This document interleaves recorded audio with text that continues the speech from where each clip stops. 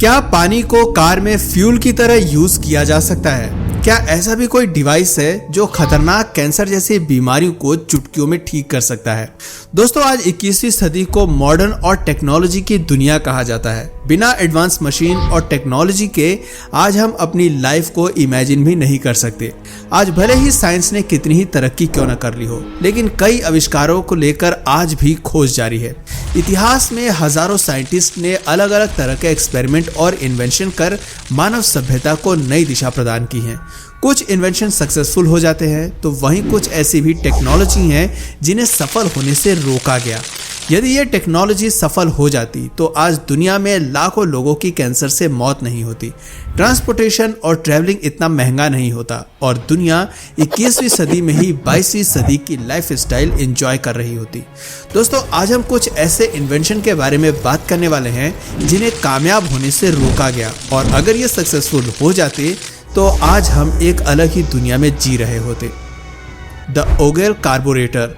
Automobile industry में अब तक कई क्रांतिकारी आविष्कार हो चुके हैं। गाड़ी चलाने में सबसे बड़ा खर्चा फ्यूल का ही आता है। कई ऐसे लोग हुए हैं जिन्होंने पेट्रोल डीजल के विकल्प तलाशने की खूब कोशिश की, और अमेरिका के टेक्सास के रहने वाले टॉम ओगल इस तरह के ही एक एक्सपेरिमेंट में सफल भी हो गए थे। टॉम वैसे तो एक मैकेनिक थे, लेकिन उन्होंने इसके लिए कोई भी डिग्री नहीं ली थी। बचपन से ही कार से प्यार था और अपने इस प्यार को उन्होंने जुनून में बदल दिया। 1970 के दशक में टॉम ने एक ऐसे कार्बोरेटर सिस्टम का इस्तेमाल किया जिसके जरिए 1 गैलन गैसोलीन से 150 किलोमीटर तक सफर तय किया जा सकता था। असल में उन्होंने ट्रेडिशनल कार्बोरेटर और फ्यूल पंप को नए फ्यूल वेपोराइज सिस्टम से रिप्लेस कर दिया था। इससे कार की परफॉर्मेंस, पावर और एफिशिएंसी बढ़ गई थी। उनका ये इन्वेंशन मीडिया की नजरों में आने लगा। बड़े बड़े साइंटिस्ट हैरान थे कि एक लड़के ने किस तरह इस टेक्नोलॉजी को इन्वेंट कर लिया। अपने इस इन्वेंशन को उन्होंने पेटेंट भी करा लिया। इसके लिए उन्हें कुछ चुनौतियों का सामना भी करना पड़ा, लेकिन वो सफल रहे। लेकिन इस इन्वेंशन को बड़े स्केल पर ले जाने के लिए उनके पास फंड नहीं थे। उन्होंने इन्वेस्टर्स को आमंत्रित किया और कई लोग उनके प्रोजेक्ट में पैसा लगाने के लिए भी तैयार हो गए। लेकिन साल 1981 में सिर्फ 37 साल की उम्र में टॉम की रहस्यमयी तरीके से मौत हो गई। ऐसा कहा जाता है कि फ्यूल इंडस्ट्री के दिग्गज प्लेयर्स ने उन्हें मरवा दिया था, क्योंकि उन्होंने भाप लिया था कि टॉम के आविष्कार से दुनिया भर में तेल की मांग कम हो सकती है। वहीं कुछ लोगों का मानना है कि ऑटोमोबाइल इंडस्ट्री के लोगों ने उनकी हत्या कराई थी। उनकी मौत आज भी एक मिस्ट्री बनी हुई है, और हैरानी की बात तो यह है कि उनके जाने के बाद किसी कंपनी या साइंटिस्ट ने उनकी टेक्नोलॉजी को आगे बढ़ाने की दिशा में कभी काम ही नहीं किया। अगर ये इन्वेंशन सक्सेसफुल हो जाता तो आज दुनिया में कार्बन एमिशन की मात्रा काफी कम हो जाती। The rife machine. कैंसर दुनिया की सबसे घातक बीमारियों में से एक है।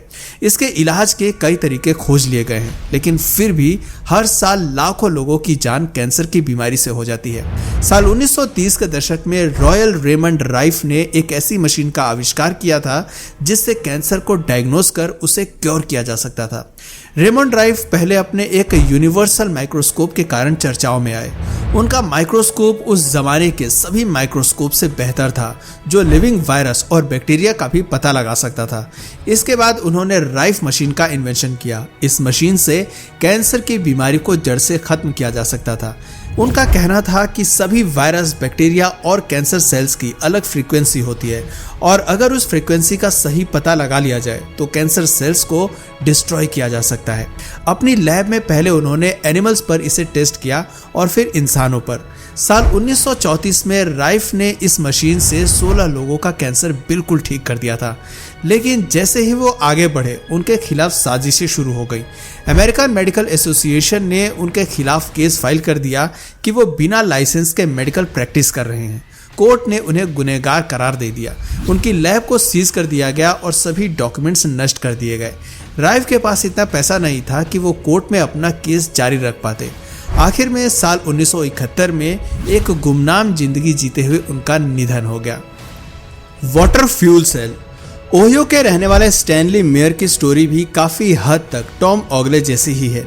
साल 1980 के दशक में स्टैनली ने एक ऐसा डिवाइस बनाया था जिसे कार में एक खास स्थान पर अटैच कर दिया जाए तो कोई भी कार पानी से चल सकती थी। पानी में मौजूद हाइड्रोजन एटम और ऑक्सीजन एटम से कार को कंबशन मिलता था।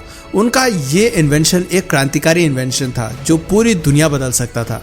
बिना इन्वायरमेंट को हार्म किए और फ्यूल की चिंता किए बगैर गाड़ी से कितना भी लंबा सफर तय किया जा सकता था।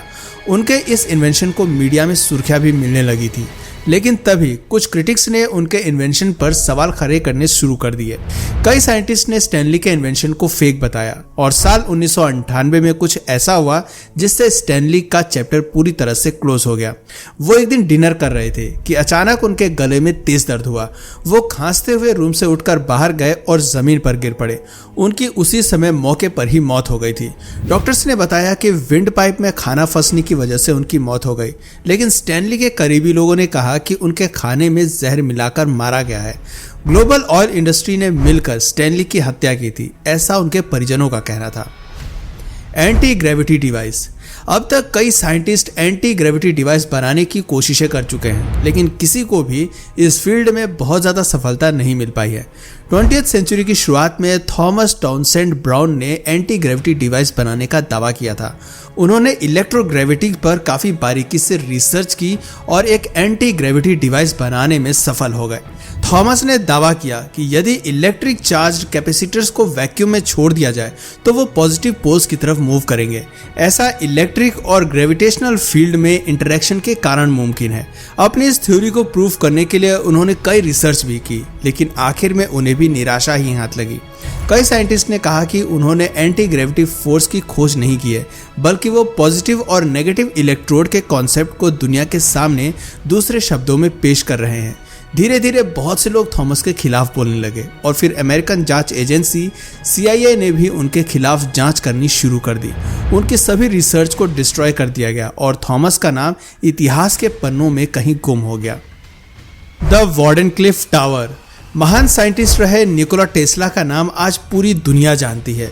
उनके आविष्कारों ने दुनिया को एक नई दिशा प्रदान की थी। निकोला टेस्ला एक और इन्वेंशन के बहुत करीब पहुंच चुके थे और यदि इसमें वो सफल हो जाते तो शायद अभी ऑयल की खोज की जरूरत नहीं पड़ती। निकोला टेस्ला वायरलेस एनर्जी का इन्वेंशन करना चाहते थे। उनका मानना था कि नेचर के अंदर पावर के ढेर सारे सोर्सेस हैं और यदि नेचर की एनर्जी को हमने यूज कर लिया तो पूरी दुनिया को फ्री इलेक्ट्रिसिटी प्रोवाइड कराई जा सकती है।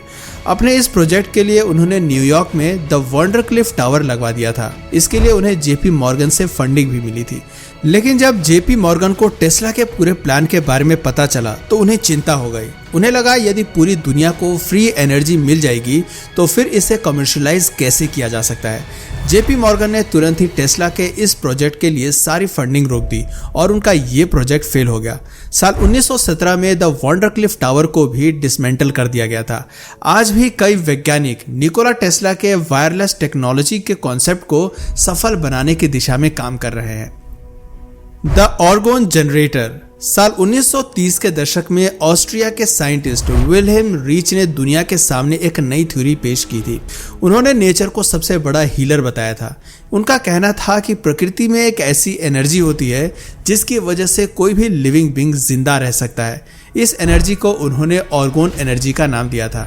रीच ने दावा किया कि यदि इस एनर्जी को कलेक्ट करके स्टोर कर लिया जाए तो मेडिकल पर्पस में इसका इस्तेमाल किया जा सकता है। इस एनर्जी से उन्होंने मेंटल हेल्थ, फिजिकल हेल्थ और कैंसर समेत कई बीमारियों के ठीक होने की भी बात कही थी और अपने इस थ्योरी को प्रैक्टिकल में बदलते हुए उन्होंने आर्गोन जनरेटर का नाम दिया, जिसे आर्गोन एक्यूमुलेटर भी कहा गया। ये एक बॉक्स जैसा डिवाइस था जिसमें एक व्यक्ति आराम से बैठ सकता था। कई लेयर से मिलकर यह डिवाइस बनाया गया था। रीच ने कहा कि इस डिवाइस के अंदर कुछ देर बैठने से लोगों को अच्छा महसूस होता है और वो हेल्दी भी हो जाते हैं। कई लोगों ने उनका ये एक्सपेरिमेंट ट्राई किया और पॉजिटिव रिजल्ट पाए, लेकिन तभी अमेरिका की फूड एंड ड्रग अथॉरिटी ने उन पर शिकंजा कसना शुरू कर दिया था। FDA और अन्य कई वैज्ञानिकों ने आर्गोन एनर्जी को सिर्फ रीच के दिमाग की उपज बताया और कहा कि ऐसी कोई एनर्जी वास्तव में एग्जिस्टिंग नहीं करती। विलियम रीच को इस तरह के आविष्कार के लिए जेल में डाल दिया गया और उनकी लैब में आग लगा दी गई। साल 1957 में जेल में ही उनकी मौत हो गई थी। बहुत से लोगों का आज भी मानना है कि जेल के अंदर उन्हें जहर देकर मार दिया गया था।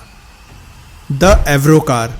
एयरप्लेन के शेप साइज को लेकर इतिहास में न जाने कितने ही तरह के एक्सपेरिमेंट हो चुके हैं। कई साइंटिस्ट इस तरह का एयर मैकेनिज्म इन्वेंट करने की कोशिश कर चुके हैं जो हेलीकॉप्टर की तरफ वर्टिकल टेक ऑफ ले सके, लेकिन उसकी स्पीड जेट प्लेन जैसी हो। इस कड़ी में साल 1950 में British aviation scientist John frost ने रिसर्च शुरू की और फ्लाइंग सॉकर जैसी दिखने वाली डिवाइस क्रिएट की, जिसे एवरो कार का नाम दिया गया। इसका डायमेंशन 18 फीट था और इसके सेंटर में टरबाइन इंजन लगाया गया था। जॉन फ्रोस्ट का दावा था कि यह वर्टिकल टेक ऑफ लेकर एक अच्छी स्पीड ग्रैब कर सकता है, लेकिन उनके इस इन्वेंशन में कई कमियां नजर आने लगी। तेज स्पीड में कंट्रोल इशू आने लगा था, साथ ही ओवरहीटिंग की समस्या भी आ रही थी। शुरुआत में यूएस मिलिट्री और एयरफोर्स ने एवरो कार में काफ़ी दिलचस्पी दिखाई, लेकिन धीरे धीरे ये प्रोजेक्ट ठंडे बस्ते में जाने लगा। साल 1981 में एवरो कार के प्रोजेक्ट को ऑफिशियली कैंसिल कर दिया गया। 2 तरह के एवरो कार जॉन फ्रोस्ट ने बनाई थी, जो आज भी कनाडा और अमेरिका के एयरफोर्स म्यूजियम में रखी हुई हैं। दोस्तों, इसके अलावा भी ढेर सारे एक्सपेरिमेंट और इन्वेंशन ऐसे हो चुके हैं जिससे दुनिया में क्रांति आ सकती थी, लेकिन अपने निजी फायदे के लिए इस तरह के न जाने कितने ही आविष्कारों को दबा दिया गया और इतिहास के पन्नों में इनका नाम मिटा दिया गया। अगर ये सभी इन्वेंशन सक्सेसफुल हो जाते तो ट्रांसपोर्टेशन, एनर्जी और मेडिकल फील्ड की कितनी ही समस्याओं का समाधान हो जाता। दोस्तों, आपको क्या लगता है, क्या इनमें से कोई एक्सपेरिमेंट आने वाले समय में सक्सेसफुल हो पाएगा? इस बारे में अपने विचार हमें नीचे कमेंट सेक्शन में जरूर बताइए। और अगर इस वीडियो से आपको कुछ नया जानने या सीखने को मिला या फिर इंटरेस्टिंग लगा तो प्लीज इस वीडियो को एक लाइक करके अपने फ्रेंड्स और फैमिली में से जरूर शेयर करें। और यदि आप इस चैनल पर नए हैं तो प्लीज इस चैनल को सब्सक्राइब करके बेल नोटिफिकेशन आइकन को ऑन कर लीजिए, ताकि हमारे आने वाले वीडियोस आप मिस ना करें। मिलते हैं फिर किसी वीडियो में नए टॉपिक के साथ, तब तक के लिए नमस्कार।